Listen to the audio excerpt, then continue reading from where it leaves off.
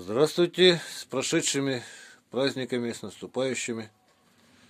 Решил вот цикл передач заснять, как нож куем. Из такого вот напильника, Совет СССР. Длина 47 сантиметров, ширина 4, толщина 9.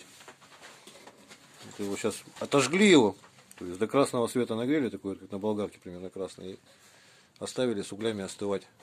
Почти 1,5 суток остывал. Сейчас снимаем насечку. Да, вот тут вот такой он большой, массивный. Вот показываю с него ножи какие. С такого же напильника примерно тоже вот разогнали так. Вот примерно такой вот. Начинаем.